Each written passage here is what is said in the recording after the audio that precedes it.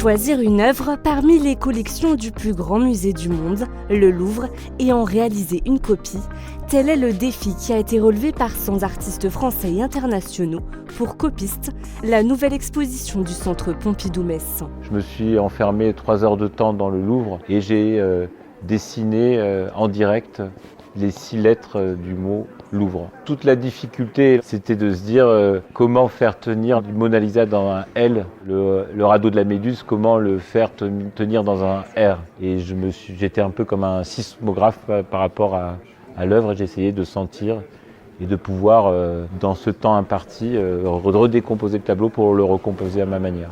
Donc il fallait des indices qui puissent faire comprendre quel était le tableau. Mais ici, pas question d'une simple reproduction.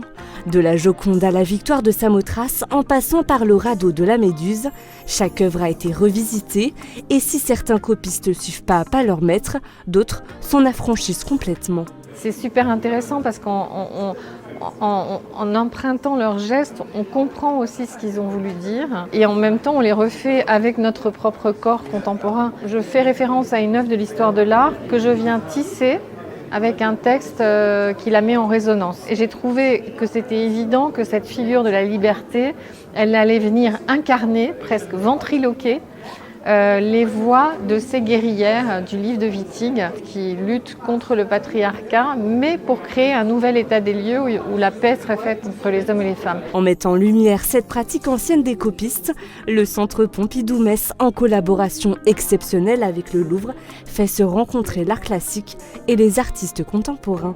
C'était quelque chose de très classique avant. Dans l'histoire de l'art, on a Picasso dans le XXe siècle, on a Degas, il y a des grands artistes qui faisaient donc des copies qui ne sont jamais à l'identique. On ne voit presque pas de différence. Et après, il y a des artistes qui réinterprètent complètement l'œuvre et s'en inspirent pour faire quelque chose de conceptuel. Une institution comme le Louvre, qui est cette collection qui n'est pas figée, mais qui est très définie dans le temps, elle est complètement inspirante pour les artistes contemporains. Donc, ça veut dire vraiment qu'il y a ce dialogue continu de l'histoire de l'art, qui est même l'histoire de l'art du présent vis-à-vis de l'ancienne. Et inspirés, les artistes l'ont vraiment été. Maintenant, à vous de jouer pour savoir quelle œuvre mythique ils ont copiée.